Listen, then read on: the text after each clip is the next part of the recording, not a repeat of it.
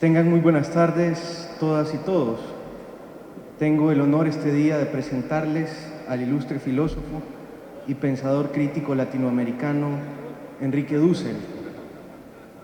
El miércoles por la tarde, en su primera intervención en el marco del Foro Internacional El Salvador y el Mundo, 25 años después de la firma de la paz, el profesor Dussel nos planteaba en el Museo Nacional de Antropología que su trabajo intelectual emulaba lo que Tomás de Aquino había hecho con Aristóteles, es decir, la elaboración de una filosofía a partir de la actualización de una obra de singular relevancia.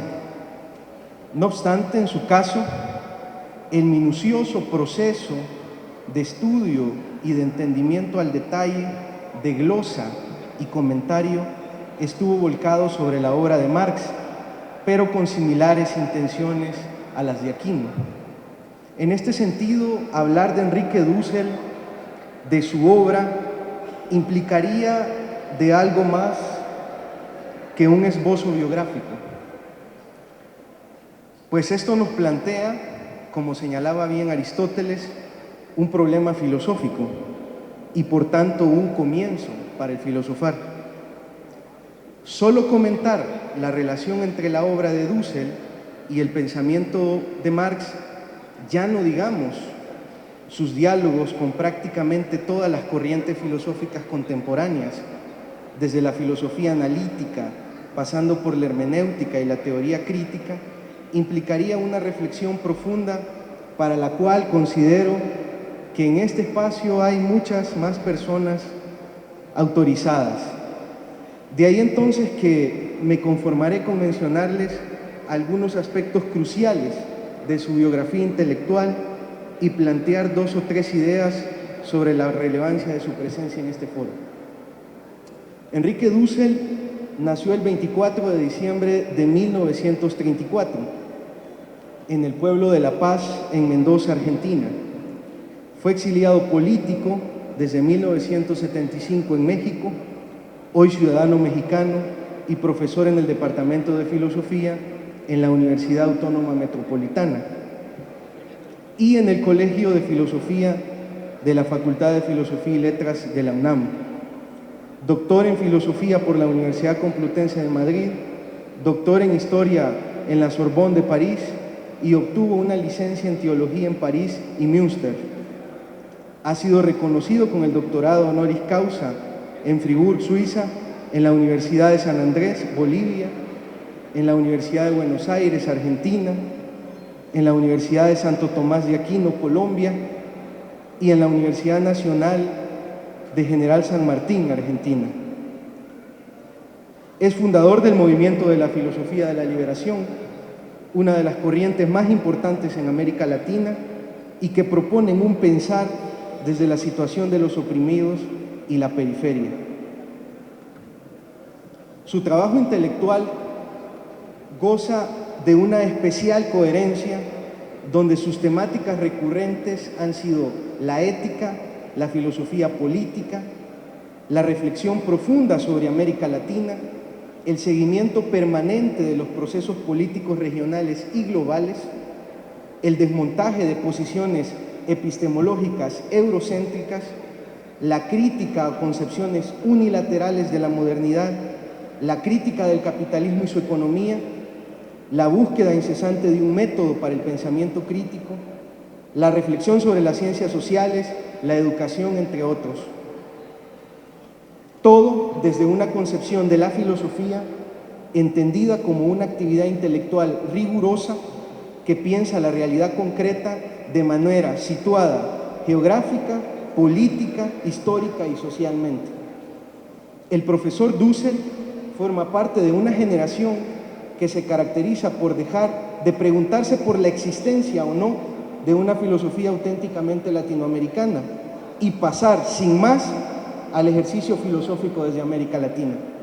Su talante intelectual está asignado por el compromiso con las transformaciones sociales, así como por la generosidad de compartir y colocar en una disposición de diálogo e interlocución la totalidad de su obra y legado intelectual, el cual, por cierto, ronda los 60 libros y más de 400 artículos, lo cual lo convierte en uno de los más prestigiosos pensadores filosóficos del siglo XX. En relación a su presencia en este foro, considero importante insistir que su obra se ha forjado muy de cerca de los procesos de transformación social en América Latina, no solo para avistar derroteros de cambio social y advertir peligros, sino para identificar elementos centrales de una ética de la liberación. Con El Salvador lo unen su relación con Ignacio Ellacuría y desde luego con Óscar Arnulfo Romero. No obstante, además y desde luego, en su obra es fácil rastrear posiciones comprometidas con el proceso histórico salvadoreño, fuertes en el sentido de su cercanía y reconocimiento de la realidad nacional.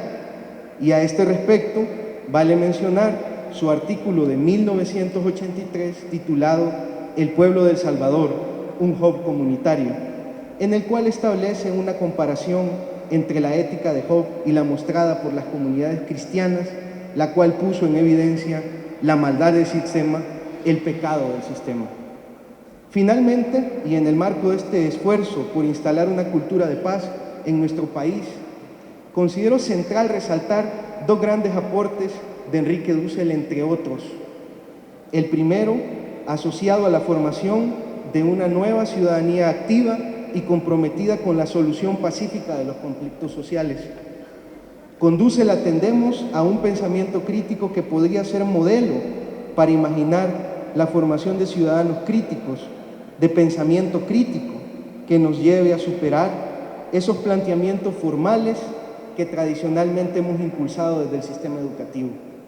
Por otra parte, y recordando mi primera lectura de Una ética para la liberación latinoamericana, obra de 1973, el desarrollo de una cultura de paz es viable si pensamos qué ética y qué política la hace posible. Con Dussel a este respecto, podemos imaginar una ética fundada en el reconocimiento de la alteridad radical del otro y de los principios éticos que esto supone, en tanto respeto y nuevo modo de relacionarse, pero no en términos metafísicos y desde posiciones formales, sino en términos históricos y políticos, reconociendo al otro como pueblo en su singularidad y en su sufrimiento histórico. Los dejo con el filósofo Enrique Dussel.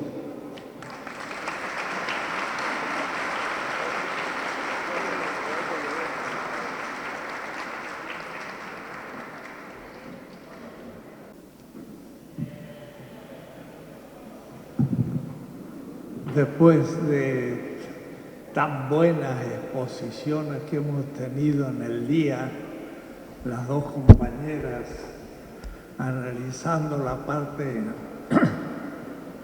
sociológica, histórica, Fray Beto con su visión tan especial e interesante y Atilio, que nos ha dado un contexto geopolítico, pues me siento un poco acobardado acá al final del día, y además lo que pasa es que ya hace rato que están aquí, así que no es tan fácil hablar a las 10 de la mañana que a las 5:15. Me asignaron 45 minutos, voy a ver si soy obediente y disciplinado. Por ahí me escapo un poco, pero haré lo posible de no usar más tiempo del que me han dado. Todo lo que voy a decir van a ser 3 ideas, están escritas, así que pueden leerla ya después tranquilos. Están en el internet, como hizo Atilio, que mostró su bonita página. Ponga mi nombre y el internet descubren mi página, y ahí están todos mis libros y se pueden bajar gratis. Una vez estaba yo en Vietnam y alguien dice: ¿y por qué usted pone sus obras gratis a disposición de la gente, porque me interesa que la lean, no que acontezca otras cosas con ellos como comprar o vender las ideas. Entonces,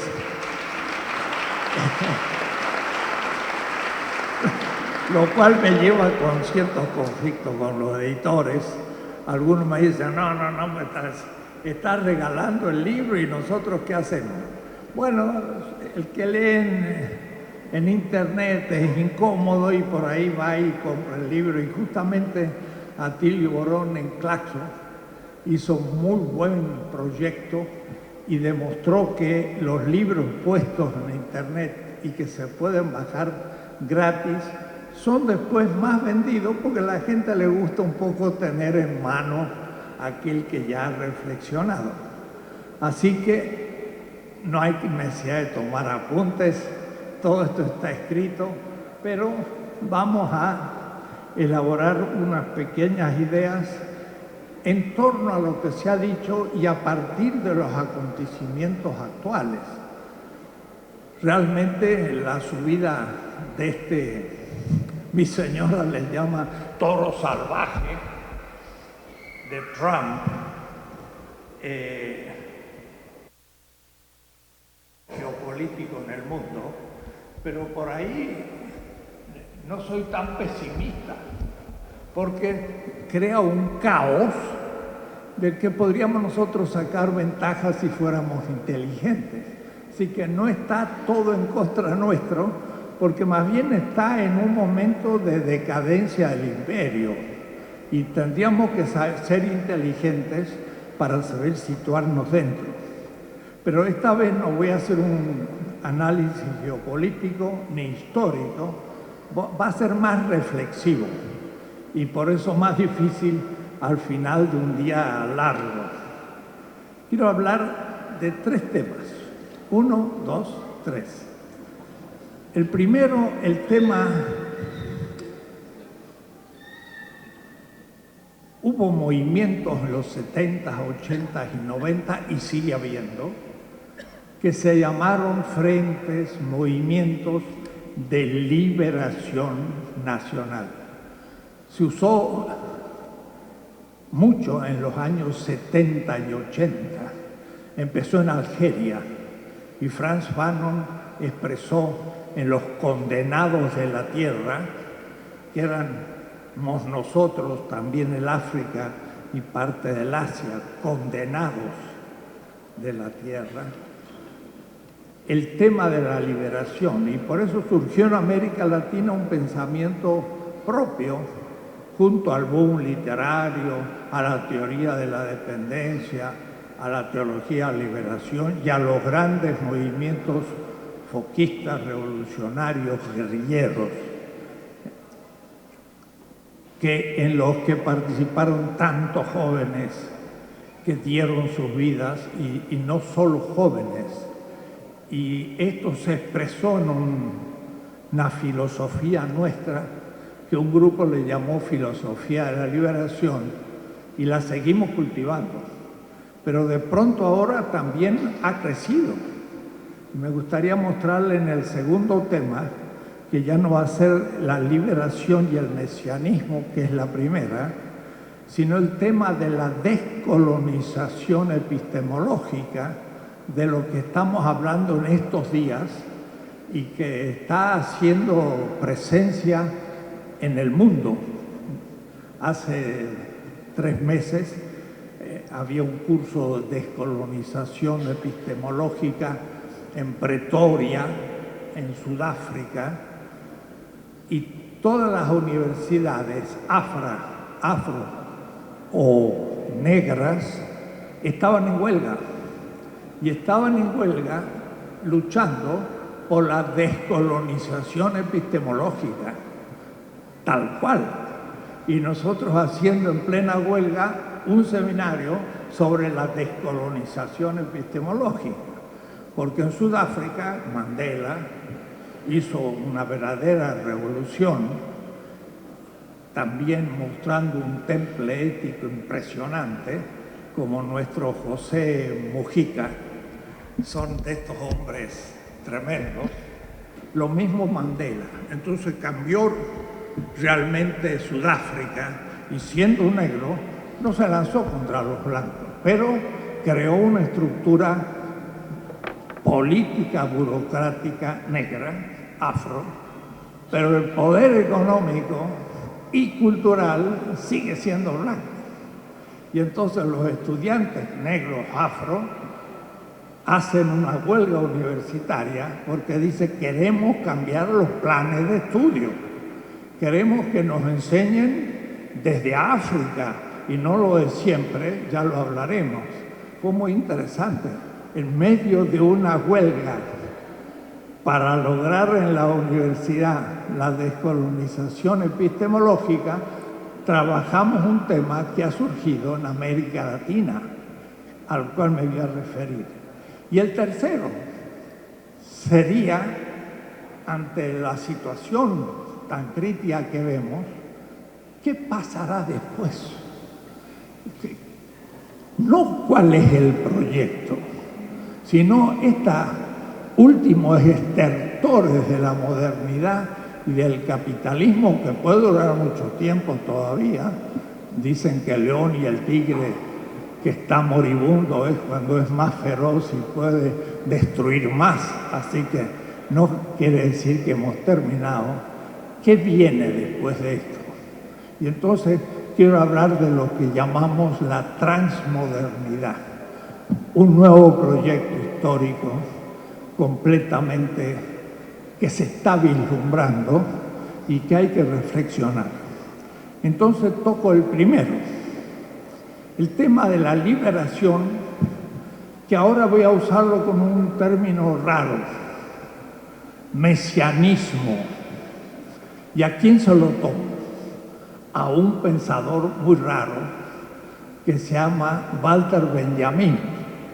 Y algunos me dirán, bueno, pero estamos en América Latina y usted me sigue nombrando un europeo, entonces ¿dónde está la crítica? Bueno, hay que tomar de donde sea la gente decente, yo diría, y no ven en su origen.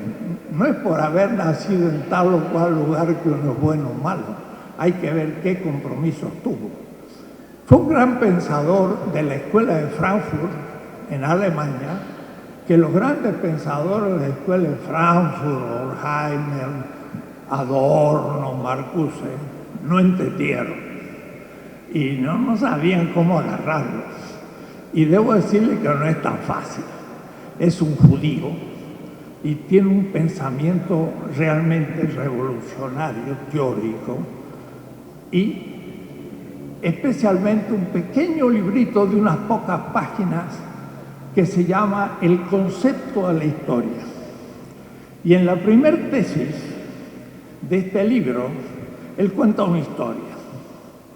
Dice, había un turco y un filósofo italiano, Agamben, dice, turco, eso ya está indicando algo.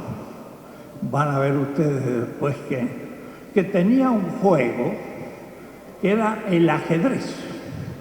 Entonces venía la gente y jugaba contra este turco y las fichas se movían y siempre ganaban las partidas. Lo que pasa es que abajo del tapete donde estaba el juego de ajedrez había un enano que por un juego de espejos veía la jugada que había hecho el otro y le respondía, y era un verdadero campeón de ajedrez, este enano maltrecho, feo, pequeño, que estaba debajo. Y entonces dice Walter Benjamin, y el enano siempre ganaba las partidas. ¿Y quién era el enano? Y entonces él dice, el enano practica un materialismo mesiánico, y es la teología. Cae mal al mundo secularista el que un hombre plantee que ese enano que siempre gana la partida es un teólogo y que gana con una teología que le llama el materialismo mesiánico. El materialismo era de Marx y el mesianismo era el tema de Walter Benjamin, que me gustaría a mí tomarlo ahora, porque hablar de mesianismo es hablar de liberación. Un frente farabundo martí de liberación nacional, un frente sandinista de liberación nacional, y no solo, un ejército zapatista de liberación nacional todavía viviendo y en acción, como es en México, nos está indicando que hay una palabra que es muy antigua, pero es también muy política y muy actual. ¿Qué significa esto de liberación? ¿O qué significa mesianismo para Walter Benjamin? Esto es lo que yo quiero hoy analizar muy rápido, no tenemos tiempo. Tiene que ver también con lo que Marx, en un pequeño texto en su juventud, Introducción a la crítica a la filosofía y el derecho de Hegel, dice una extraña formulación. Dice, la crítica de la teología es la crítica de la política. La crítica del cielo es la crítica de la tierra. Debo decir que este texto, pues al marxismo tradicional del siglo XX, bueno, lo tenía ahí, no sabía qué hacer con él, no entendía mucho lo que Marx dijo, porque Marx tenía una cultura muy superior a muchos de sus lectores, por supuesto, y estaba diciendo cosas que no sabían por qué lo había dicho. Tiene mucho sentido esto y es importante. Walter Benjamin llama mesiánico o liberador el momento en que se pone en cuestión un sistema. Entonces hay que primero entender qué significa un sistema dado.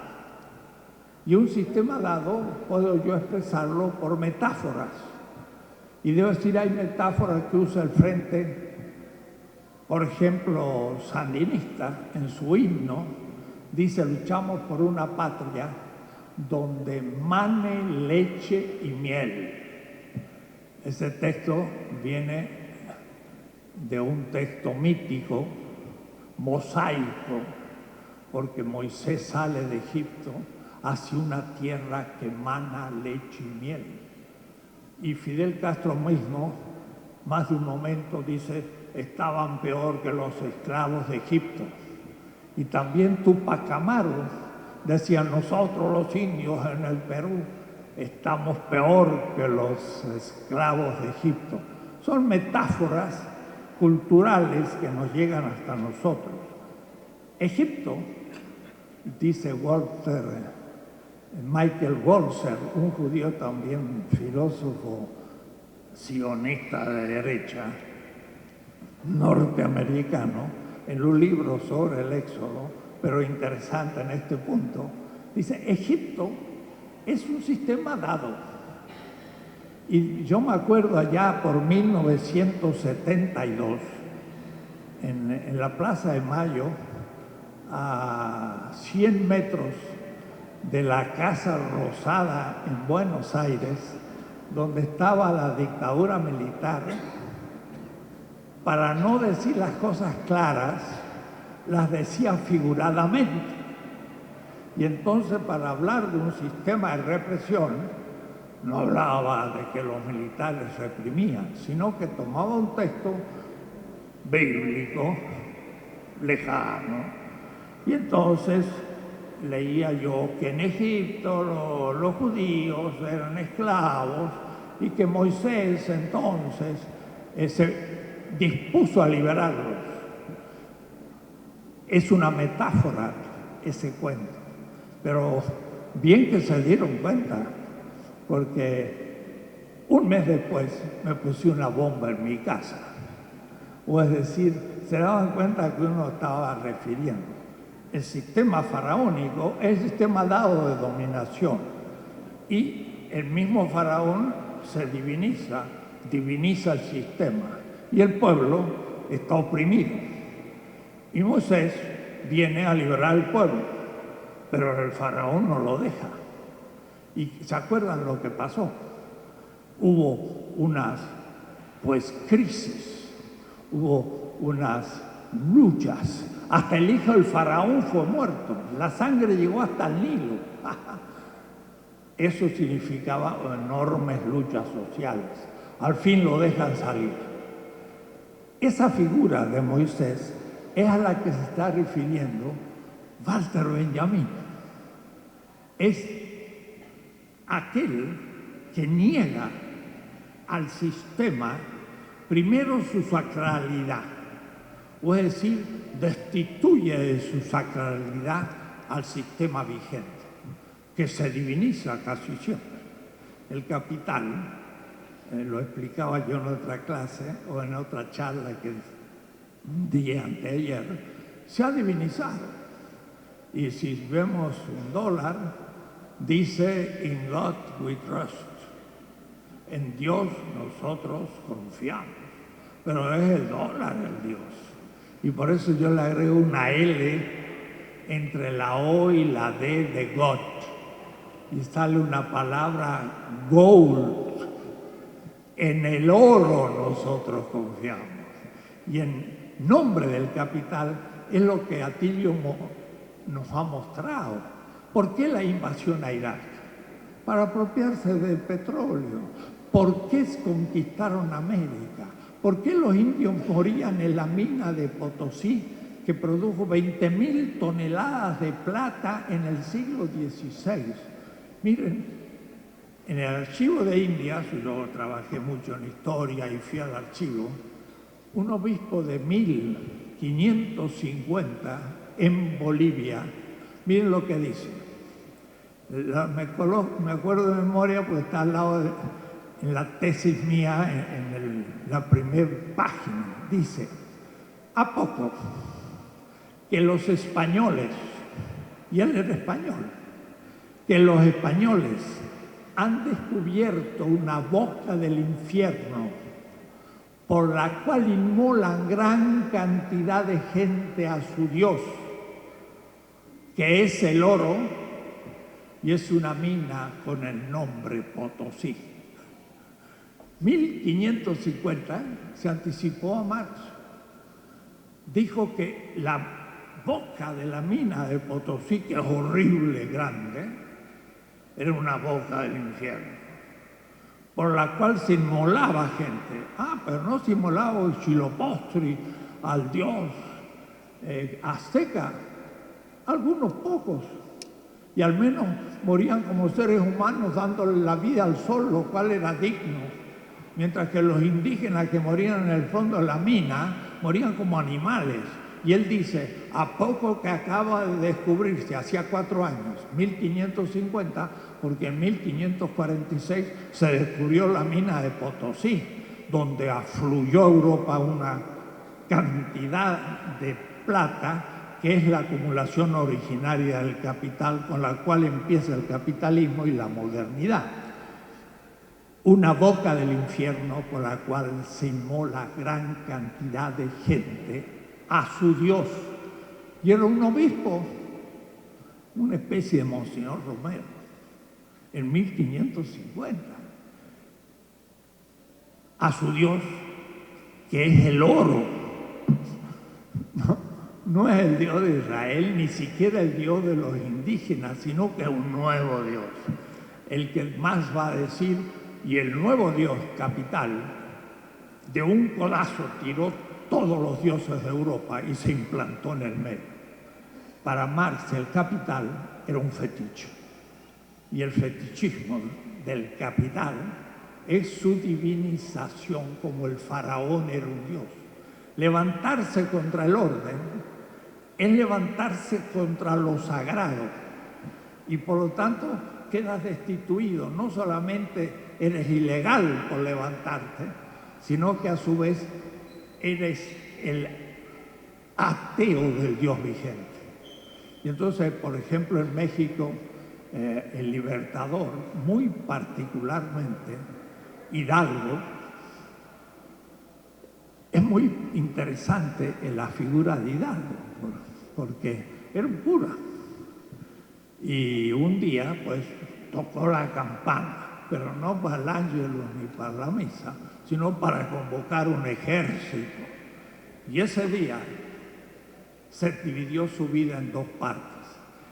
Es lo que Walter Benjamin dice, hay dos tiempos. El tiempo cotidiano, vacío, que en griego se dice chronos, y el tiempo del peligro, que es el kairos. ¿De dónde lo toma Walter Benjamin? Bueno, hemos descubierto, y hay muchas bibliografías sobre el tema, que lo toma de un gran pensador revolucionario en el pensamiento político, que nunca se ha estudiado, y se llama Pablo de Tarso.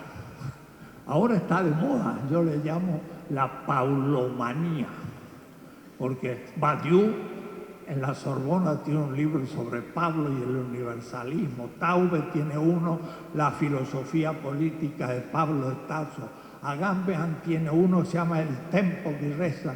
Hay una bibliografía enorme sobre este Pablo del primer siglo, que en ninguna facultad de filosofía en la que yo soy profesor se estudió nunca, porque era un teólogo. ¿Y quién les dijo a ustedes que es un teólogo? Si es un pensador revolucionario. ¿Saben que escribió una carta a los romanos que Lutero comentó en 1517, con lo cual empezó la reforma que estamos festejando este año, los 500 aniversarios?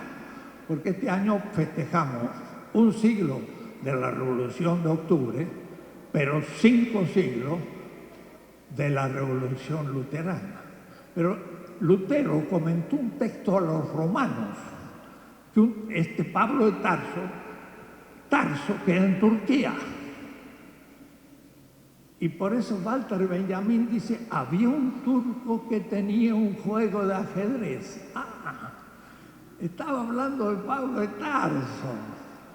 Walter Benjamin cuando habló del enano. Esos son polémicas internas.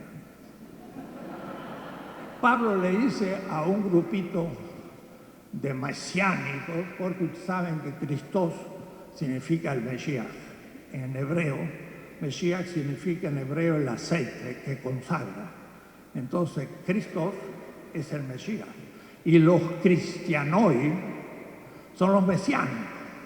Entonces, el nombre originario de los cristianos, los mesiánicos. Y por eso Kautsky tiene un libro sobre el origen del cristianismo, y Engels dice los cristianos eran socialistas por naturaleza, y se remite al primer siglo y tenía enorme respeto, y lo mismo Marx y todos aquellos revolucionarios, porque aquellos primeros mesiánicos ponían todo en común, y Heidel que se guardara algo. Y por eso Zacarías se guardó un dinero, y Pedro le preguntó, Zacarías, ¿no había que poner todo en común? Habíamos quedado. ¿Tú te guardaste algo? Y dice, sí, cayó muerto. Al rato llegó la mujer y Pedro le pregunta a la mujer de Zacarías, ¿y tú te guardaste una parte y no lo pusiste a la comunidad como habíamos quedado? Sí, y cayó muerto. Pedro era más bien duro. Esos cristianos eran totalmente mesiánicos. La carta a los romanos dice, miren qué notable, la ley no justifica la justicia. Porque si la ley es injusta, yo cometo un acto malo. Y el peor de los actos malos es el creer que es bueno por haber cumplido la ley cuando es injusta. y ese no tiene perdón porque no tengo conciencia del pecado. Es como quien dice, paga el salario mínimo, y dice, yo lo pago. Ah, entonces como cumpliste la ley, eres bueno. Pero ¿y quién vive con el salario mínimo? Nadie. Entonces en realidad te crees bueno porque cumpliste la ley, pero eres pésimo. Hidalgo se levantó contra las leyes de India. Era ilegal. Hizo el ejército contra el ejército legal y lo mataron. Y no solo lo mataron, le cortaron la cabeza y la pusieron en público para que todos se asustaran. Eso es el mesianismo. Para Walter Benjamin es la irrupción en la historia de aquellos que ponen en cuestión el orden, pero el orden injusto. Y ahí hay una lógica de la cual los revolucionarios van a cumplir siempre, y Marx lo tenía bien clarito, pero también sabía su origen, que venía de la tradición judeo-cristiana. Y entonces el tema del mesianismo es fundamental, porque el Frente Farabundo Martí y Liberación Nacional es un movimiento mesiánico, en el sentido que irrumpe en la historia, poniendo en cuestión la vida de aquellos que se juegan, porque se tienen que enfrentar al sistema. Pero es interesante, Pablo dice, la ley no justifica el acto bueno porque puede ser injusta. Sócrates creía que la ley era divina, y entonces Sócrates decía, tengo que cumplir la ley, pero los que son malos son los jueces. Y Sócrates se toma la cicuta y muere en presencia de sus discípulos. Pero el fundador del cristianismo está mucho más allá de Sócrates, porque él dice, la ley no es sagrada. El sábado está hecho para el hombre y no el hombre para el sábado. O es decir, que si la ley es injusta, no la cumplo. Pero entonces Pablo dice, ¿y cuál es el principio de legitimidad si pongo en cuestión la ley? Entonces, uso una palabra hebrea, emuná, griega, pistis, que es, cuidado, porque está desprestigiada, la fe. Pero yo digo, hay que referirse a un gran pensador, y es Fidel Castro. Miren lo que dice Fidel Castro. Cuando un pueblo crea en alguien, es necesario el liderazgo. Hay que creer en alguien. Cuando crea en algo, hay que tener principios en algo. Pero sobre todo cuando crea en sí mismo. Ese es el último principio de legitimidad. Cuando un pueblo crea en sí mismo de ser un actor colectivo de transformación de la historia. Ese es el último principio de legitimación en la política. Y eso lo pone Pablo como el nuevo principio de legitimidad. No es la legalidad, sino la legitimidad. Y la legitimidad es el consenso del pueblo de ser capaces de transformar la historia, aunque sea un grupito. Pero tienen una tal visión de las cosas que saben que van a ganar. Y aunque en Roma había legiones y miles de soldados, un grupito de 12, 11, 10 sabían que tenían un mensaje revolucionario. Por eso entonces el tema del mesianismo es muy interesante, muy actual en la filosofía política. Nuestros movimientos de liberación deben ser continuados, porque no es solo un momento en que irrumpe, sino que lo que sigue tiene que ser, y esto lo discutimos en seminario ahí en México apasionadamente, tiene que ser después un tiempo mesiánico. O es decir, El momento de la ruptura con un sistema y la inauguración de la posibilidad de otro orden es solo el comienzo. Y lo más difícil es mantenerse fiel a ese nuevo régimen de verdad, diría Badiou. Y es ahí donde vienen las dificultades, porque entonces uno se burocratiza, pierde ese mesianismo y entonces se corrompe. Y por eso la izquierda se corrompe.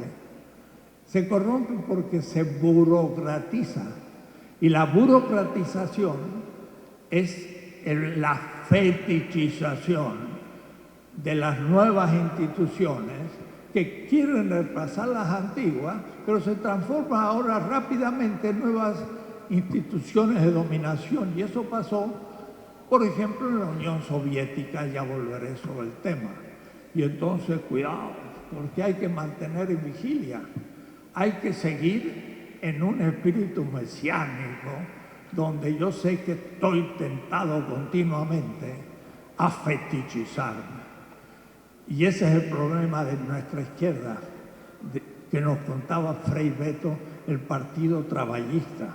Lula no, pero muchísimos del partido se burocratizaron y se corrompieron. ¿Cómo hacer para no burocratizarse? Ese es el tema. Y eso supone prácticas, claro, comunitarias, pero también teoría que enseñe al que empieza a comprometerse en política sobre las posibilidades que va a tener de fetichismo y que se cuide de hacerlo. Y entonces es toda una escuela de la política. Andrés López Obrador en México dice: la política es un noble oficio, pero también es un oficio que se corrompe rápidamente. Ese es el primer tema. Hay que permanecer en un estado mesiánico, como José Mujica. Iba a su palacio pequeño presidencial, porque Uruguay es un pequeño país, en su Volkswagen. Y un jeque árabe le dijo: se lo compro por $1 millón. Iba a ponerlo en un museo, dice, el Volkswagen de un presidente. Y José Mujica dijo: vender mi Volkswagen por $1 millón, ¿qué hago con el millón? Después tengo que estarlo cuidando. No, yo sigo en mi autito, chin, chin, y va a la casa del presidente sin chofer. Llega un diplomático y encuentra la casa de José Mujica. Pero usted tiene una casa de 3 habitaciones. ¿Y qué quiere? La limpiamos entre mi vieja, así en Uruguay llaman a la esposa, y a él le llaman el viejo, entre mi vieja y yo, así que ¿para qué tantas habitaciones? Es demasiado trabajo. Listo. Y entonces no necesita una casa más de 3 habitaciones. ¿Y de qué vive? De producción de flores. Y dejó de ser presidente y volvió a sus flores. Y dice: estoy feliz, no necesito más. Hay que leer la vida, se llama La oveja negra de José Mujica.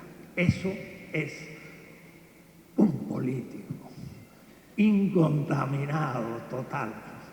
Pero no tengo tiempo de hablar de la ética en ese sentido. Segundo tema, y este más grave, la descolonización epistemológica. Pudimos dejar de ser colonia de España, pero no hemos dejado de ser colonia subjetiva y mental, y sobre todo a nivel teórico. La historia que enseñamos es completamente eurocéntrica. Nosotros mismos estamos ausentes de esa historia. No tengo tiempo para explicárselo, pero ustedes estarían un poco asombrados de la negación de nuestra historia. Los europeos inventaron una historia y nos la cuentan. Miren, ellos dicen que la historia mundial se divide en la antigüedad, la Edad Media y la Edad Moderna.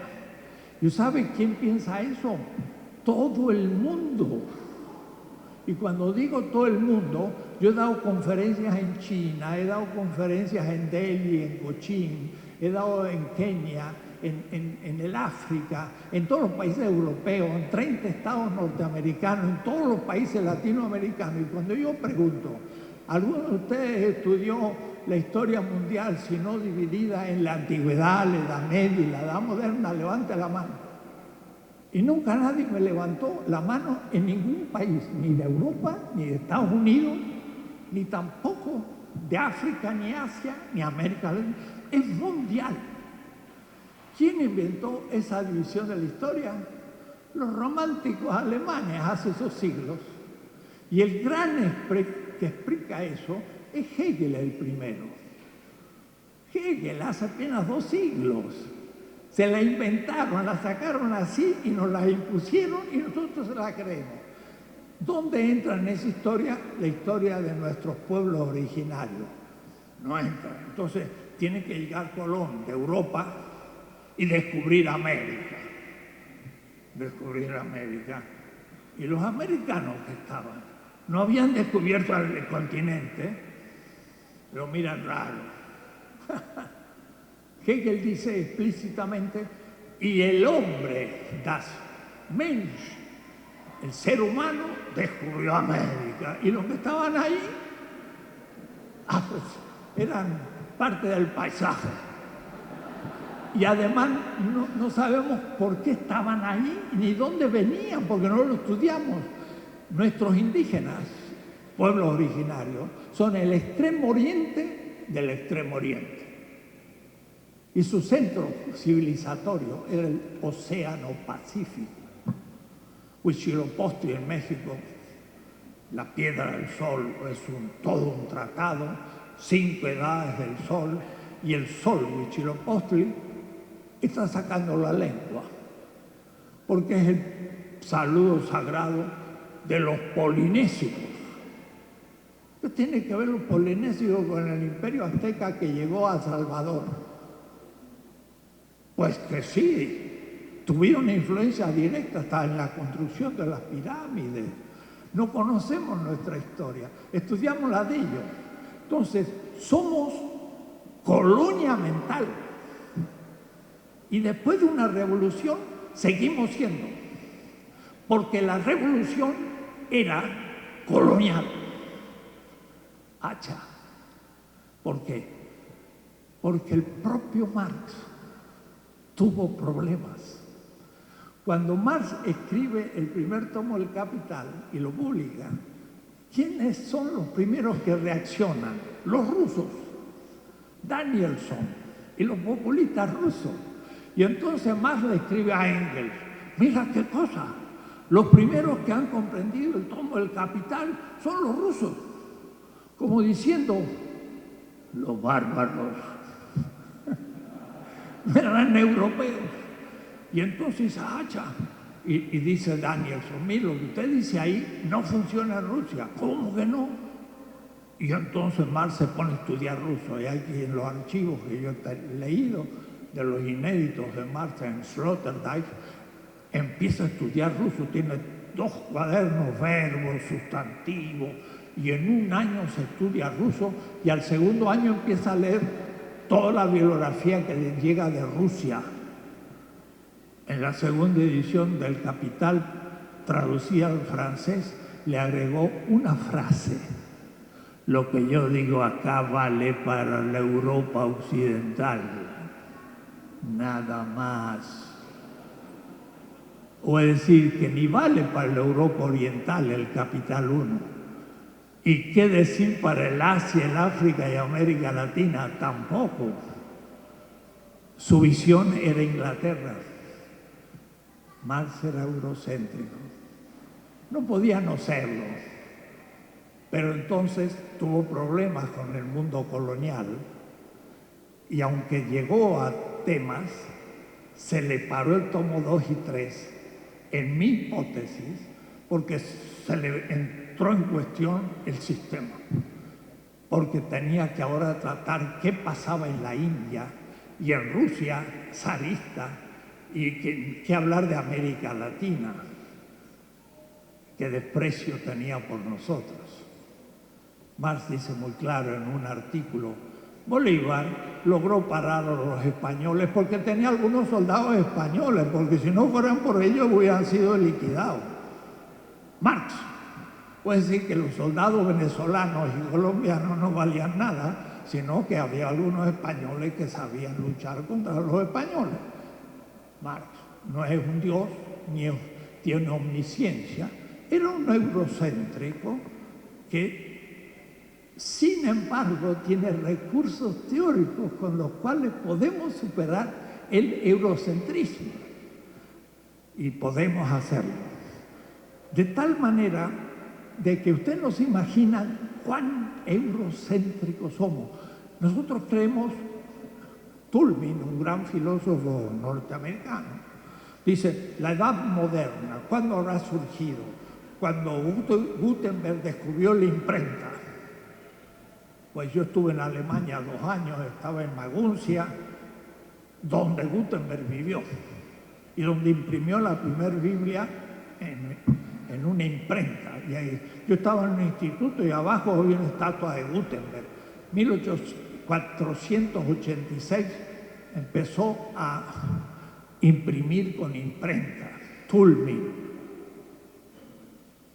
En el siglo VI los chinos descubrieron la imprenta, señor Toulmin, no sea ignorante. Los chinos descubrieron el papel en el siglo VI, la imprenta en el VIII, en el IX imprimieron papel moneda 1000 años antes que Europa. Inventaron la pólvora, inventaron la brújula, hicieron la revolución industrial un siglo antes que Inglaterra. Inglaterra usó casi todos los instrumentos chinos. Fueron ingenieros chinos que instalaron la primera fábrica de acero en Sheffield. Y no les cuento más, hay que estudiar.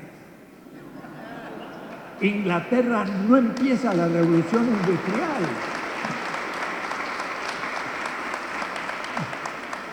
Dice, el milagro chino. No, los chinos se han despertado una siesta tropical de 2 siglos, pero hasta 1800 los europeos no podían vender a los chinos nada. Podían comprar en el mercado chino con plata americana. Toda la aristocracia del mundo, hasta en África, comía con porcelana china. Todos se vestían, desde los obispos hasta los príncipes y generales, con tejido de seda chino.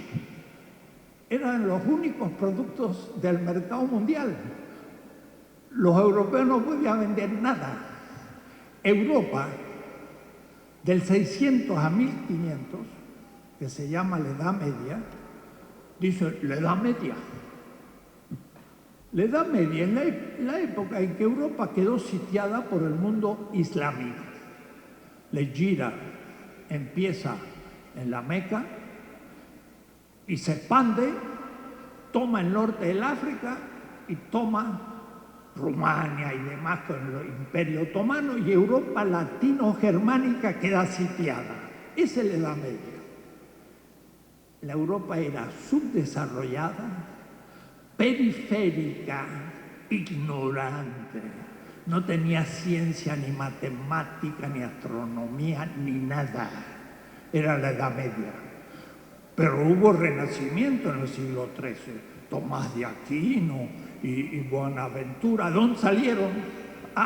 Miren de dónde salieron. De Alepo. En el año 860, en Alepo, Al-Kindi toma Aristóteles y empieza a pensar a Aristóteles y el pensamiento del Corán. Este Alepo que han destruido, hizo el puente entre el mundo bizantino, griego y el mundo islámico. Y luego fue a Bagdad, y en Bagdad estaba la Casa de la Sabiduría, y ahí había altos científicos, sabían que el sol era el centro del sistema, grandes matemáticos, el álgebra. No es un capítulo de la matemática, es el nombre del matemático de Bagdad. No hablamos de los números arábigos, ¿De dónde vendrá? De los árabes. ¡Buah! Es fundamental, tiene el cero. Los romanos eran unos ignorantes, no tenían el cero, no podían casi hacer matemáticas.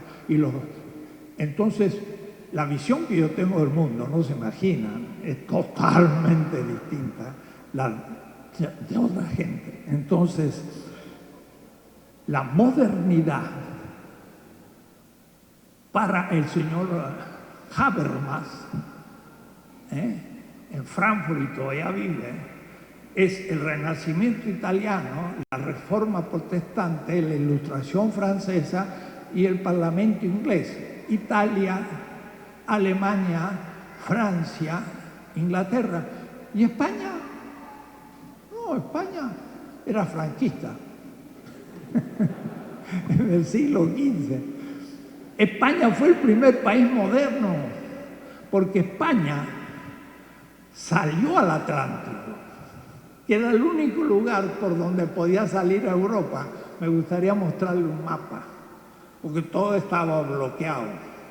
Y entonces llega al Portugal, al África, y ahora los árabes que tenían la comunicación entre Europa, el Cairo, o es decir, los fatimitas, Bizancio, la India y la China, por sus caravanas que iban de Bagdad hasta la China, venían y miles de caravanas con camellos.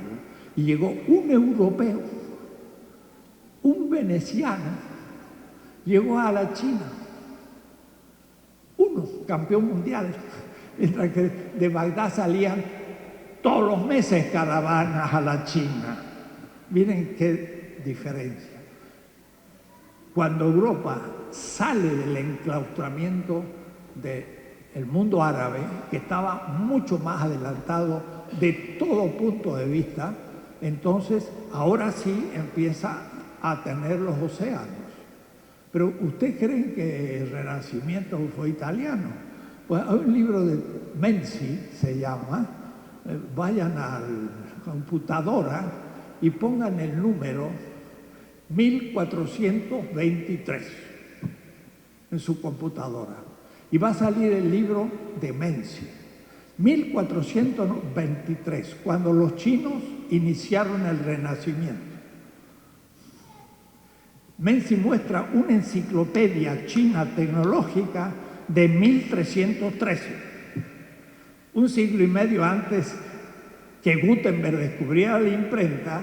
Es una enciclopedia tecnológica en papel, impresa en imprenta. Y está la descripción de maquinarias con engranajes, paracaídas, una cantidad de inventos técnicos. Sacaban el agua de las minas a 2000 metros con una máquina, cuasi máquina de vapor. Y después muestra fotos de esa enciclopedia que llegó a Italia y dibujos de Leonardo da Vinci. Leonardo da Vinci era un gran dibujante, copió todas las máquinas chinas, no inventó un carajo, pero creen que es el gran inventor renacentista. El baptisterio de la catedral de Bolonia era tan grande que no sabían cómo hacer la cúpula y estaba parada. Y en el siglo XV hacen la cúpula, pero con un sistema chino. Entonces, los chinos estaban mucho más avanzados. En 1800 los chinos producen más acero que Estados Unidos e Inglaterra sumados. En el año 1800. Bueno, esto para darles una idea de que somos colonia mental, universitaria. Y estamos enseñando en los colegios primarios, secundarios, en la universidad, todas las ciencias humanas, en donde se nos elimina y se hace la apología de Europa. Miren, ninguna revolución latinoamericana, ni la cubana, y yo en Bolivia he dado conferencias pero no lo logran todavía. No han cambiado el contenido del currículo, porque en 5 años le podríamos cambiar la cabeza a todos los jóvenes del país. Eso no es tan caro. No es cuestión tan de industria, tecnología. Es libros de texto donde tenga otra visión de las cosas, no eurocéntrica, y donde nosotros aparezcamos, y ya hay gente que empezaría a ver las cosas de otra manera. No podemos hacerlo. ¿Por qué? Porque no hay quien haga ni siquiera los textos, porque todos nuestros profesores son todos eurocéntricos.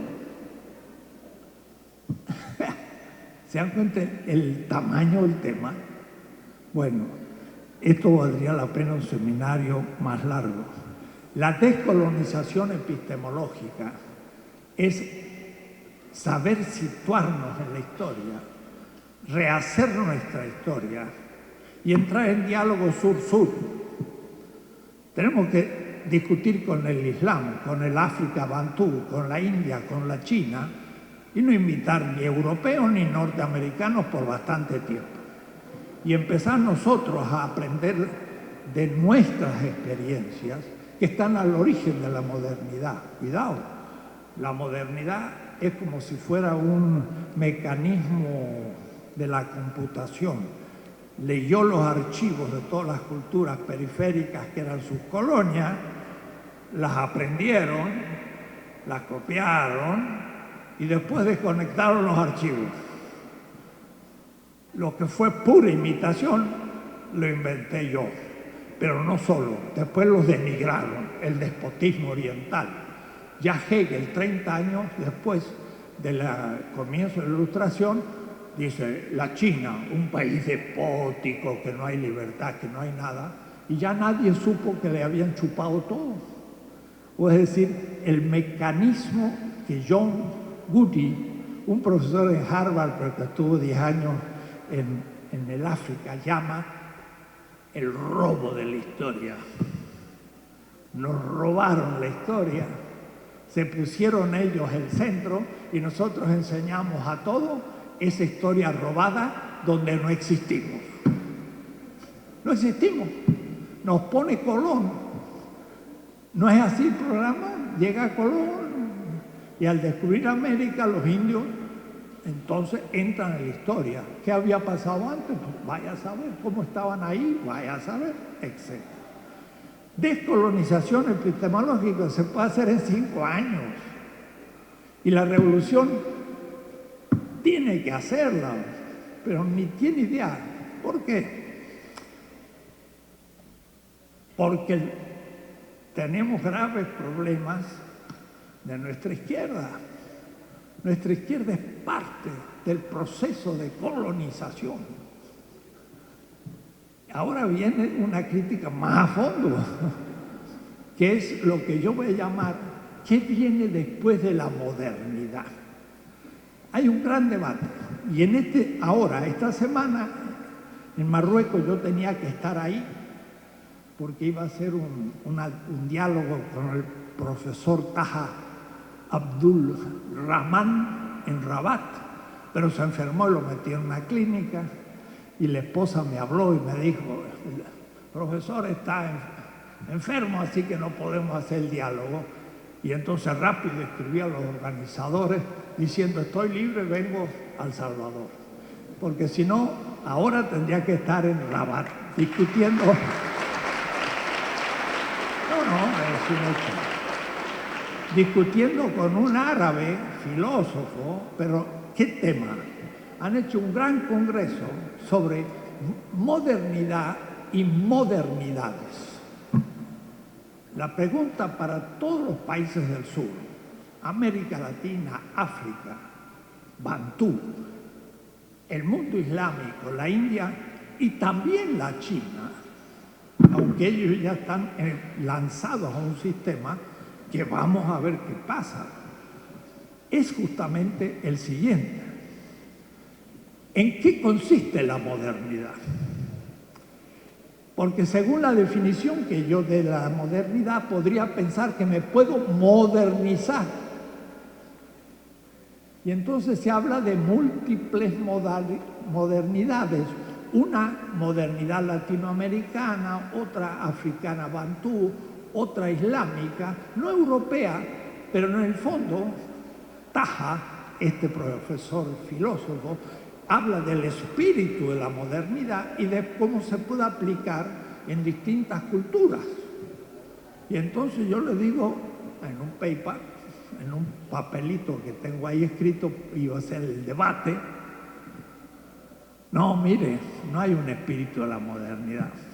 Usted cree que hay, dice que tiene 3 principios, la mayoría, la creatividad y la universalidad, en fin, una cosa compleja.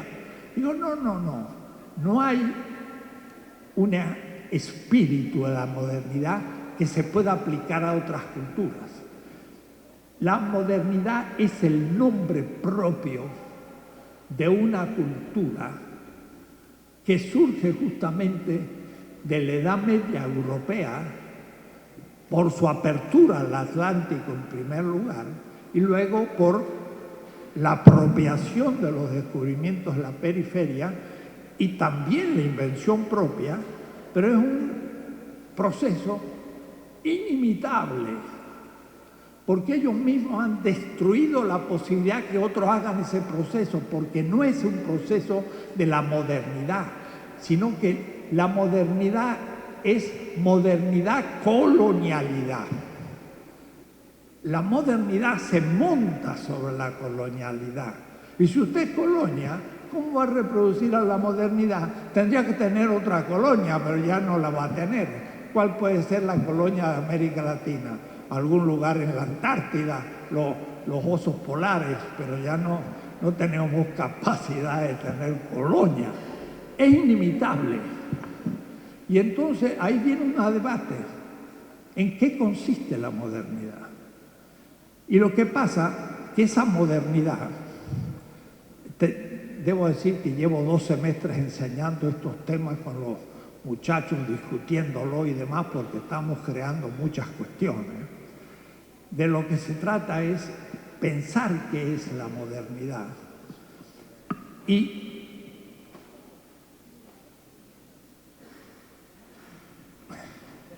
romper esa relación modernidad-tradición, porque es parte de la ideología de la modernidad decir, la modernidad se opone a la tradición y la tradición, claro, de las otras culturas, son más atrasadas.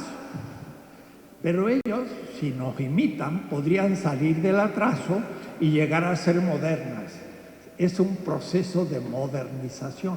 Eso ya hace años yo le llamé la falacia desarrollista. La misma teoría de la dependencia ya la criticó.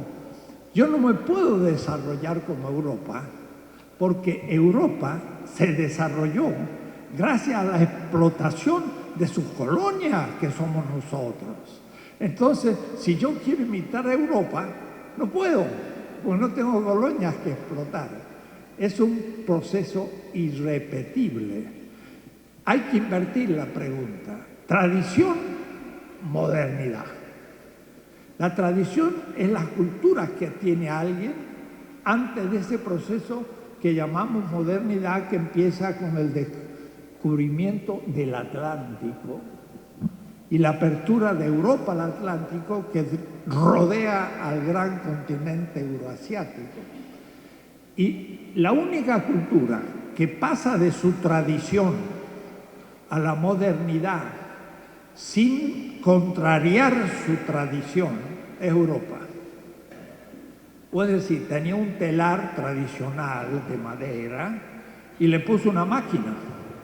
Entonces usó su telar tradicional y lo hizo ya industrial. Pero después esa industrial nos la impuso a nosotros y nos destruyó nuestros telares, que eran de otro tipo. Es decir, Europa también, en la modernidad, es una cultura tradicional, pero que logró desarrollarse. Pero además, hay 2 Europas. Es lo que Walter Mignolo llama la diferencia imperial. La primer modernidad fue del sur, España, Portugal sobre todo, y los italianos, que eran los que conectaban el Mediterráneo con el Asia. Eso fue el siglo XVI, XVII y el comienzo del XVIII. Pero con la revolución industrial inglesa imitativa de los chinos, pero la China después entró en crisis por cuestiones que ahora se están estudiando en la historia de la economía, el norte de Europa fue la que se industrializó. Y entonces Hegel dice, el norte de Europa es el corazón de Europa. Y en el Pirineo empieza África. O es decir, discriminan el sur de Europa. Y nosotros somos colonia del sur de Europa. Quiere decir que quedamos colonia de algo que también se sitúa en la Europa preindustrial. Somos 2 veces colonia. Y entonces el norte de Europa se desarrolla y es ella la que se transforma en un mundo imperial. Ahí acontecen muchas cosas, pero que no tengo tiempo de poder explicar. El tema ¿es posible para nosotros modernizarnos según el esquema de la modernidad europea? ¿Sería otro tipo de modernidad? ¿Serían muchas modernidades? Por ejemplo, que sea otra modernidad es la posición de Antonio Negri en el libro Commonwealth. Que haya muchas modernidades también es la posición de muchos teóricos.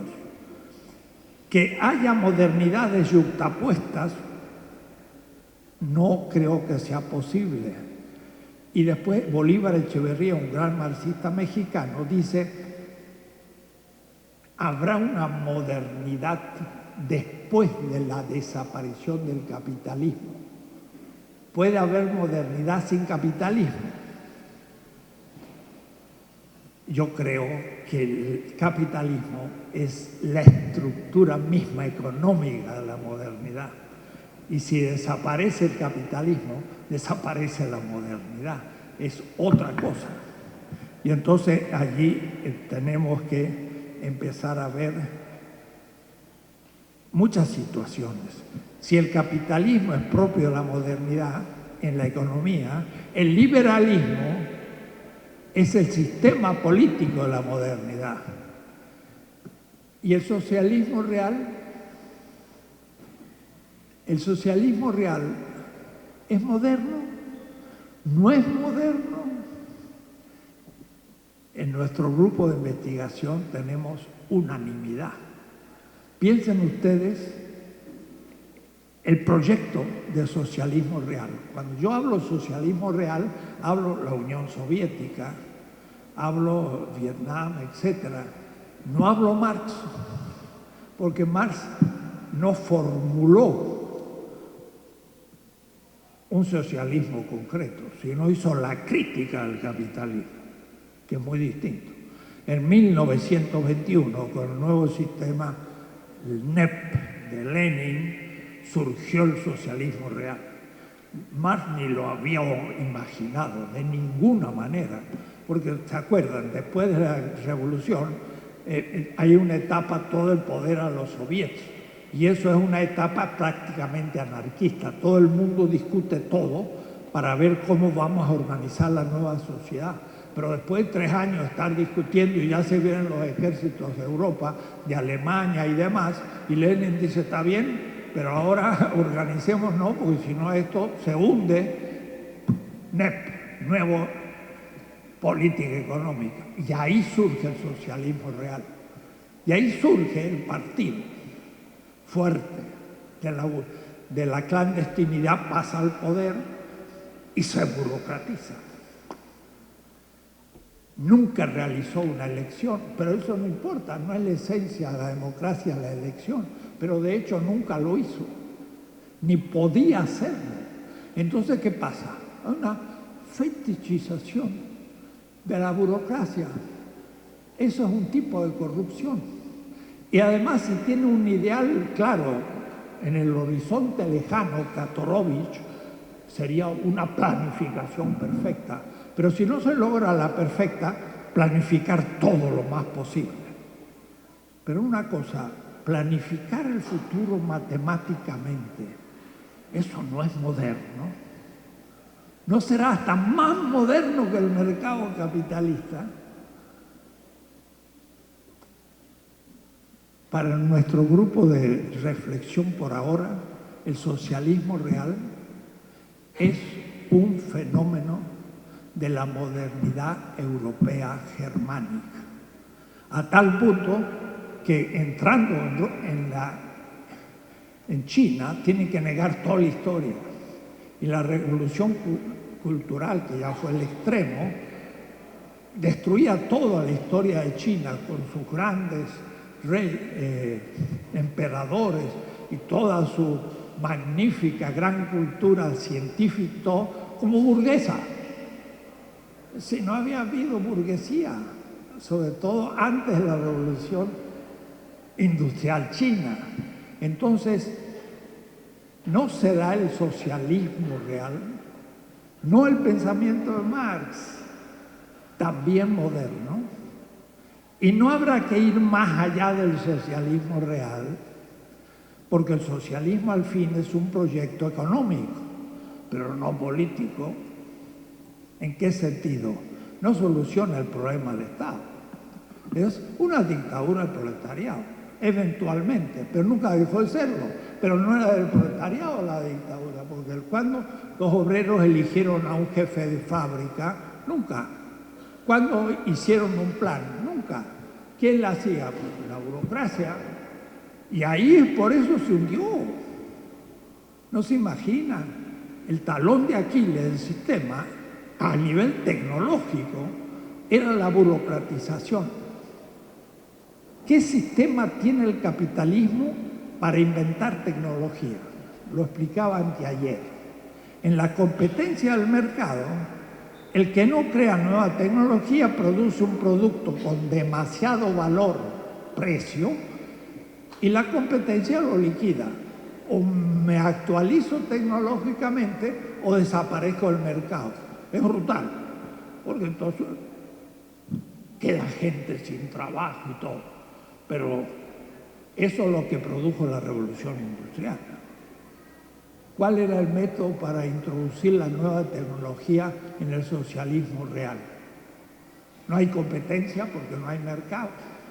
Es la decisión del burócrata del invento del ingeniero ponerlo en el proceso de producción. Y si el burócrata pues no le interesa, no lo asume. Y entonces se va perdiendo capacidad creadora y se produce un igualitarismo. Y cuando vino la perestroika, decían producir un camión en la Unión Soviética tenía mucho más cualidad, decían, pero en realidad demasiado valor, y por eso entonces que era una producción no eficiente, y fue ahí donde tenía su talón de Aquiles y se vino abajo el socialismo real a nivel tecnológico. No pasó la revolución electrónica que se venía ya en el capitalismo. Pero eso se debía a una fetichización del sistema político, que tenía una burocracia, que tenía el poder, y el pueblo, perdón, pero el pueblo no podía opinar, ni nunca hizo el pueblo una participación en la elaboración del plan. Entonces, no vaya a ser que también el socialismo real sea moderno. Tenemos que ir más allá. ¿Y cómo que no? ¿Qué pasó con el problema de la raza? Nunca se tocó. El racismo siguió, el socialismo real. ¿Qué pasó en el problema del género? El machismo siguió y la mujer no avanzó. ¿Qué pasó sobre el problema ecológico? Nefasto. La laguna de Baikal es la más contaminada del mundo. Es decir, se descubrió un aspecto, Pero el mundo que se nos presenta hoy tiene mucho más aspectos. Y entonces estamos ante la exigencia de creatividad. Marx, claro que no sirve, porque hace la crítica del capital. Y como el capital está vigente, hay que criticarlo. Pero tendremos que ir más allá del socialismo real, y eso yo ya termino porque me he tomado más tiempo del que me habían dado. Le llamo transmodernidad. No es una nueva modernidad, no es un desarrollo de la modernidad, es otra civilización, otra cultura la que viene. No va a durar ni un decenio, ni dos, ni tres, quizás va a ser un siglo o dos, porque no crean, el futuro no se planifica. En el siglo XVI ya la burguesía estaba presente, pero ni sabía que había empezado una revolución, más allá del feudalismo. Ni tenía nombre, ni tenía conciencia, ni tenía teoría. Eso se va haciendo en la marcha. Si alguien me pregunta, bueno, usted lucha contra el capitalismo, ¿cuál es su alternativa? No la tengo. Ah, entonces cállese. No, nunca tuvo en ningún momento de la historia una alternativa construida. Eso se hace sobre la marcha y mucho tiempo. No es la revolución, toma el poder. Eso se hace rápido y fracasa también.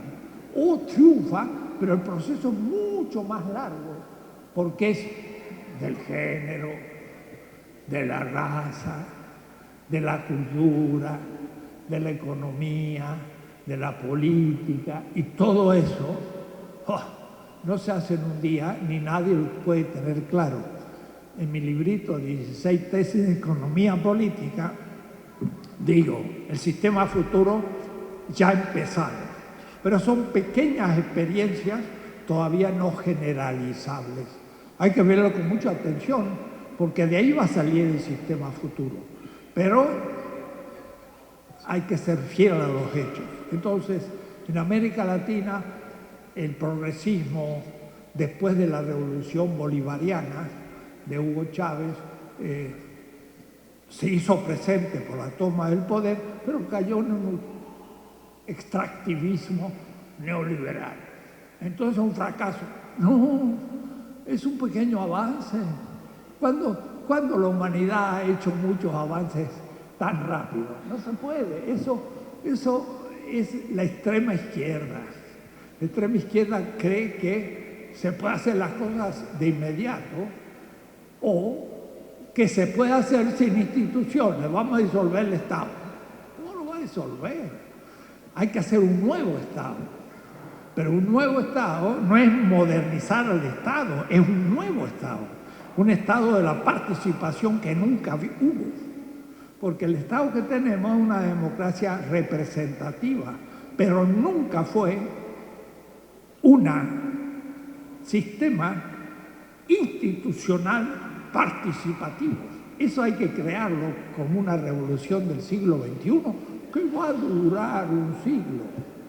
Entonces, yo llamo transmodernidad, no a otra modernidad ni muchas modernidades, sino un nuevo edad del mundo donde habrá una revolución ecológica. Lo ecológico es fundamental, porque como vamos en un suicidio colectivo de la humanidad, tenemos que ahora pasar a la energía solar y tenemos que pasar a un modo de vida a los José Mujica, una vida simple como los kibutz. En Israel yo tuve 8 meses en un kibutz y ahí la vida es muy simple, la gente anda con sandalias, muy simple, pero tiene todo lo necesario, un altísimo nivel intelectual y técnico, pero muy simple, no es consumista, sino al contrario, ahorrativo de energía y de materia, porque es muy ecológico. Entonces, será un mundo completamente ecológico, pero al mismo tiempo no será más patriarcal. La mujer se habrá liberado en serio, no será racista, sino que habrá la igualdad de la humanidad sin colores. No será capitalista, pero tampoco va a ser liberal. Es otra cosa. Tendrá Estado, claro, pero simplificado enormemente y al mismo tiempo participativo. Y entonces será también la afirmación de las tradiciones de nuestros pueblos originarios que lentamente irán adoptando de la modernidad aquellas cosas que les son útiles pero que no se les imponen. No es como Gandhi querer empezar de nuevo con técnicas preindustriales, volver al neolítico. No. Tomaremos las mejores tecnologías, pero las realmente que nos ayuden y no las antiecológicas. Tendremos que elegirlas nosotros, como el Japón, que era dependiente tecnológica y culturalmente de la China, y en 1688, muy concreto, dijeron, ya no nos sirve China. A ver, ¿quién elegimos para hacer una alianza? Inglaterra no, porque nos va a situar como colonia. Francia tampoco. Alemania, no tiene colonias. Vamos a hacer una alianza con Alemania. Y por eso el Japón hizo una alianza con los alemanes y tomaron de los alemanes lo que les interesó a ellos. Ellos lo eligieron, no se lo impuso los alemanes. Y hicieron un desarrollo los japoneses.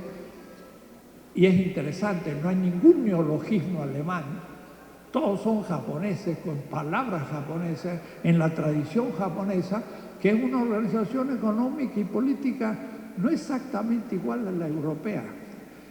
En fin, esto no va a durar 1 ni 2 decenios, esto va a ocupar 1 o 2 siglos, pero hay que ir discerniendo cuáles son las cosas que de inmediato podemos hacer.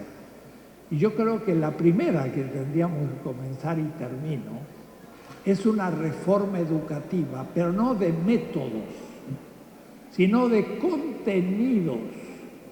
Tenemos que enseñar a nuestros niños y a nuestros jóvenes la ciencia y la interpretación de la propia cultura desde nuestra historia y nuestra visión. Eso se puede hacer en 5 años y se pueden hacer textos para todos los colegios y eso le cambiamos la interpretación y eso ya nadie se lo va a sacar de la cabeza en el futuro. Eso es irreversible. Y de ahí en adelante habrá que ir poco a poco teniendo una visión sumamente diferente, quizás, al pensar que un plan político puede realizarse a corto plazo y permanecer. No, lo que es a corto plazo no permanece mucho tiempo y es reversible. Es lo que nos ha pasado y tenemos que ir más a fondo. Y yo creo que podemos hacerlo, pero esto es una revolución de descolonización epistemológica, política, económica, de género, racial, cultural de los pueblos originarios y de muchos niveles que desen cuenta. No se había pensado en las revoluciones tradicionales, no, era demasiada cosa, porque no se daban cuenta que de la que había que liberarse en el fondo es de la modernidad. No he podido dedicarme ahí en nada, pero la modernidad define al ser humano como un individuo y no somos individuos, somos comunidad y la comunidad es el punto de partida y a su vez desacraliza la naturaleza. Y la naturaleza es lo sagrado por excelencia. Y los pueblos primitivos dicen la tierra madre. No es ni una figura, es la realidad objetiva. Una cosa, yo soy un ser vivo. ¿Dónde surgió la vida? De la evolución de la vida. Y la evolución de la vida, ¿cuánto ha durado? 3.500 millones de años que la vida se originó en la tierra. Yo vivo, soy fruto de la tierra. Es mi madre, no es una metáfora, es una realidad. Y los pueblos originarios tienen respeto por la naturaleza. La modernidad la secularizó, se compra, se vende, se explota ¿Y a dónde vamos? Al suicidio de la humanidad. Hoy, el país más contaminado que no vea 40 metros es Mongolia. Y la China, ¿han visto cómo está? Con un espantoso smog que no saben qué hacer. Y hace 3 semanas estuve en Delhi. ¡Wow! No se veía a 100 metros. Era una cosa espantosa. Delhi en medio de un humo y de un smog terrible, ¿no? Y entonces, miren qué progreso. Tenemos que pensar las cosas de otra manera y yo creo que lo podemos hacer y eso sería una revolución a largo plazo, no inmediato, y hay que tener paciencia, pero para eso también hay que tener teoría, porque hay que ser fiel a una manera de encarar la realidad y de superar el momento que nos encontramos. Bueno, eran 3 temitas de nada, pero ustedes podrán seguir trabajando.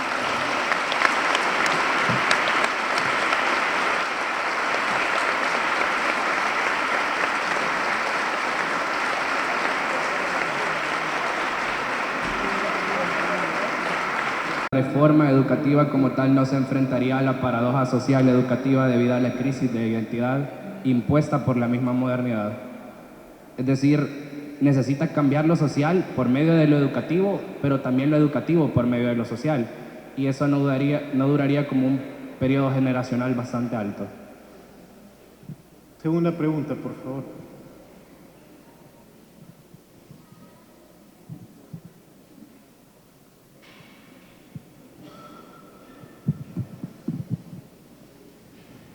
Bueno, yo quisiera sus comentarios en relación a la siguiente situación. Cada cambio tecnológico ha venido generando una nueva situación de distribución. Hay ganadores y perdedores. La revolución industrial, el vapor, nos vino a generar proletarios y capitalistas, etcétera. Estamos viviendo la revolución digital, también ha provocado cambios. Y estamos también, mientras el comentario es el siguiente, de que estamos preocupados acá de el qué hacer de la izquierda ante este reto. Ahora, yo quisiera hacerles un comentario también. En este caso, cuando se dice que los cambios van a ser a largo plazo, que van a tardar múltiples años, tenemos que entender de que el neoliberalismo sigue activo. En 2015 hubo la reunión de la Sociedad del Monte Pellegrini en la isla de los Galápagos. Y ahí se está pensando ya en la revolución biotecnológica que está avanzando a grandes pasos. Entonces, cada una de estos cambios tecnológicos están provocando diferencias sociales inmensas. El Papa habla de descartables ya en estos momentos.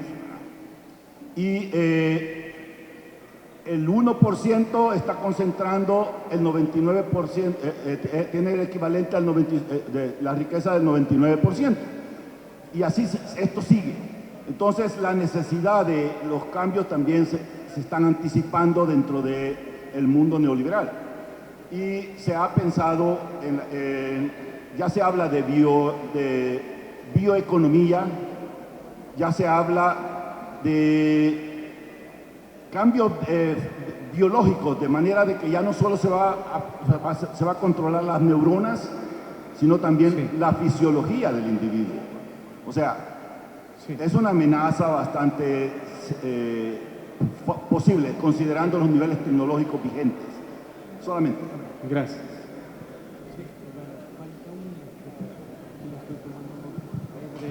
Ahí solamente ella falta, con esa cerramos.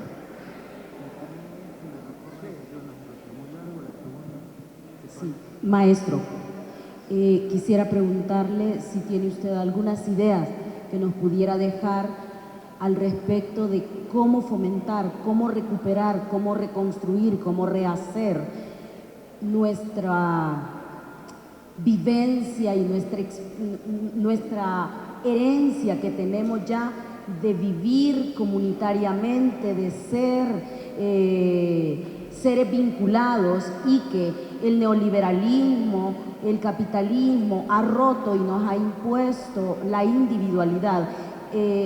Estoy diciendo, tiene algunas ideas de métodos concretos, de haceres que podamos empezar a discernir para realmente recuperar lo comunitario, lo comunal, lo vinculativo. Sí, 3 preguntas y una corta respuesta. Una reforma educativa a fondo sí exige cierto tiempo, pero sería no imposible y más a corto plazo constituir un grupo de gente que tenga experiencia en estos temas y que en corto plazo, 1 año, se replantee en la enseñanza la historia, la geografía, la literatura, etcétera, y se pongan en acción muchos profesores que tienen que a su vez ser puestos en crisis en seminarios de trabajo para poder redactar los libros de textos hasta gratuitos para todos los niños y jóvenes del país. Esa es una prioridad, es más importante que la policía y que el ejército y que hasta los caminos y todo lo que ustedes quieran. Y es más barato de todas maneras, pero va al fondo. Eso es posible, hay que hacerlo por cascada.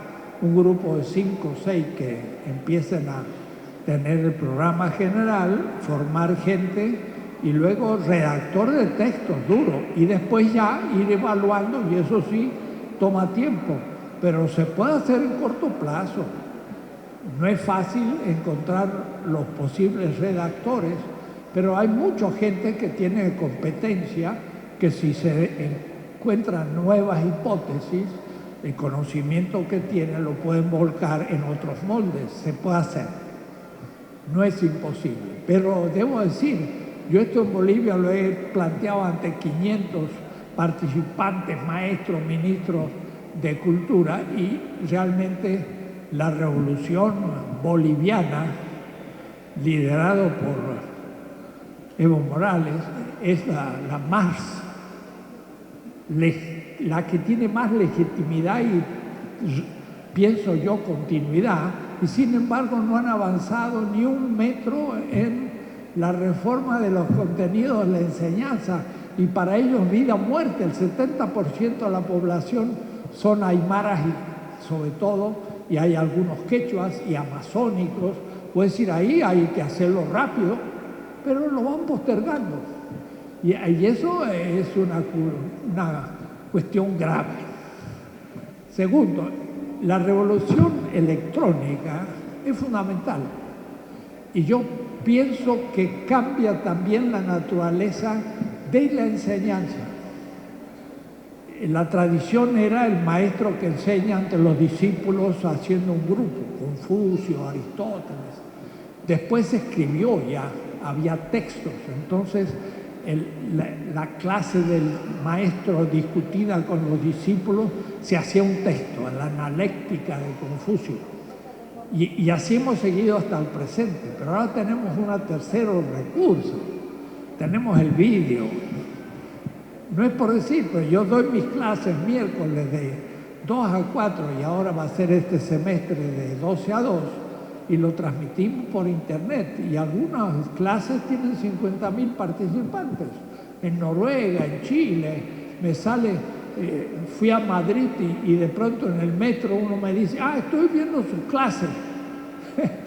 O es decir, el vídeo va a ser un complemento de la clase dada, del texto, y va a ser otro elemento. Y entonces hay que Un partido político tiene que organizar los consejos de barrio y de pueblos de cada 5.000 habitantes, un grupo de gente que se reúne en torno a una computadora a los cuales se les puede dar un curso de política semanal y después discusiones por internet. Y es muy barato, no cuesta mucho, hay que tener una filmadora y nada más. Y dése cuenta, cuando alguien habla, puede contactar a los 100.000 miembros del partido en cualquier lado del país. No hay que ni enviar por correo ni nada. Es un nuevo tipo de medio organizativo. Y fue notable, Atilio nos mostró que casi el 50% de la audiencia de la campaña electoral en Estados Unidos no contaba con la televisión, sino con las redes. La red es fundamental. Eso es parte de esa tecnología que hay que adoptar 100%. La electrónica es esencial. Más, piensen ustedes, en el futuro un presidente o un diputado, un participante del pueblo puede preguntar ¿qué opinan sobre esto? Y cada uno saca su celular y dice, de acuerdo. Y a los 10 minutos dice, el 80% está de acuerdo. Eso se puede hacer. Puedo decir que hemos pasado a otro nivel de la consulta, la participación de la gente, y no pasa por la televisión, sino contacto directo. Hay que mover las neuronas para inventar nuevo tipo de organización electrónica.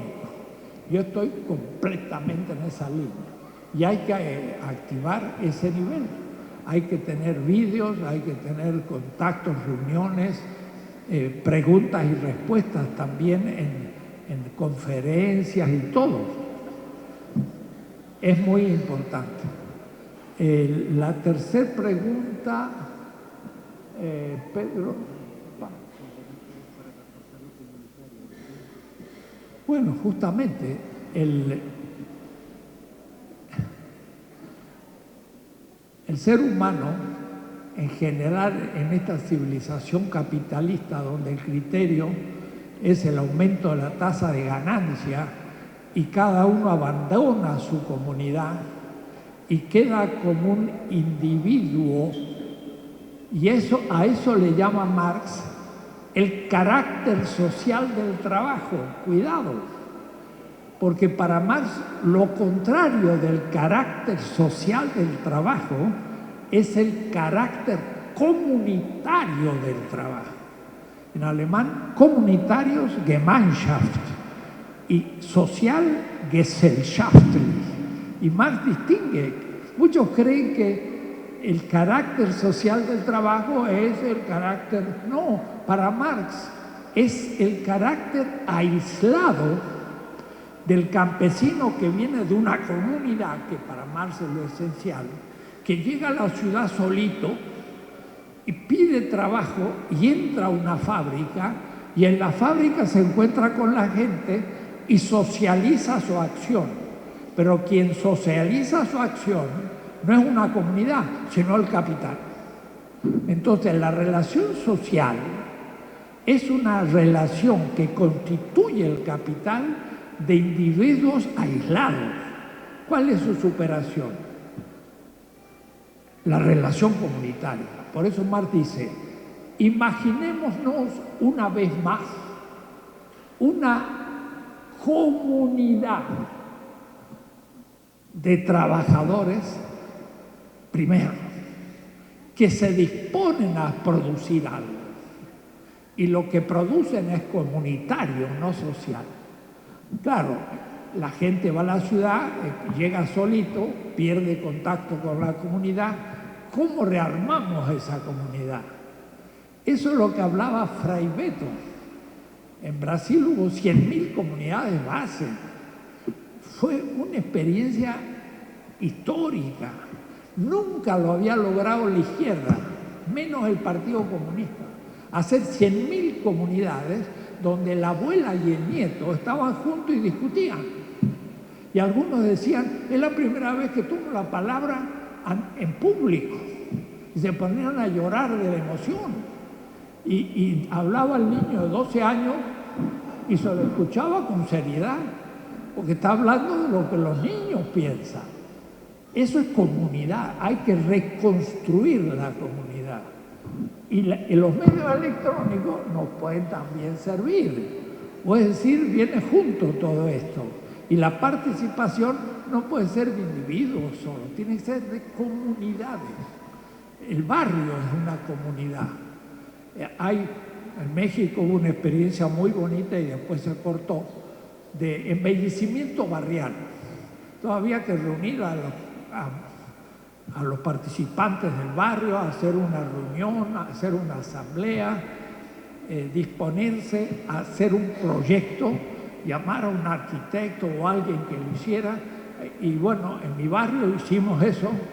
Yo era el tesorero del grupo y embellecimos el barrio, hicimos de nuevo en la calle, la mejoramos, pintamos todas las casas. Algunos decían, bueno, le están lavando la cara, pero una vez que se pintó la casa, la gente siguió pintando adentro. Cambió completamente el barrio. Era un barrio tenebroso y peligroso y se transformó en un barrio muy bonito con flores y todo. Y debo decir que lo más difícil es conservar, porque la gente tira los papeles y no se dan cuenta que es una obra común. Entonces iba un joven y tira un papel y le digo, joven, se le cayó el papel. Y entonces me mira y lo recoge. Si no lo hubiera recogido, lo hubiera ido yo y lo recojo yo. Y lo miro y punto, ya se da cuenta. El barrio es nuestro, no es el gobierno que tiene que limpiarlo con los basureros. Es bueno que el basurero limpie, pero nosotros tenemos que hacer que el barrio sea limpio. Claro, vienen los muchachos, hacen un graffiti. Entonces hay que pintar de nuevo y eso cuesta. Entonces a la tercera vez se le dice, compañero, el grafiti está muy bien, vamos a hacer un concurso de grafiti en una pared y ahí exprésate, pero no estés manchando la casa del barrio porque queremos que esté presentable, y se va a la gente poco a poco logrando un sentido comunitario, ¿no? Claro, cuando desarmamos todo el barrio dijeron, estos se van a robar el dinero y van a dejar todo tirado. Desarmamos todo, se armó de nuevo, poníamos en público los gastos y se hizo, y entonces ya empezaron a creer que se podía hacer. Fue un gran proyecto que después se vino abajo, pero este tipo de proyectos tiene que haber, como también hablaba lo que pasó en Brasil, de la decisión comunitaria de los gastos del municipio, de la delegación, del barrio. Esos son grandes actos de participación muy necesarios para constituir la comunidad de nuevo. Y eso es parte de la subjetividad política muy necesaria. Bueno, yo creo que ya es muy tarde, así que terminamos.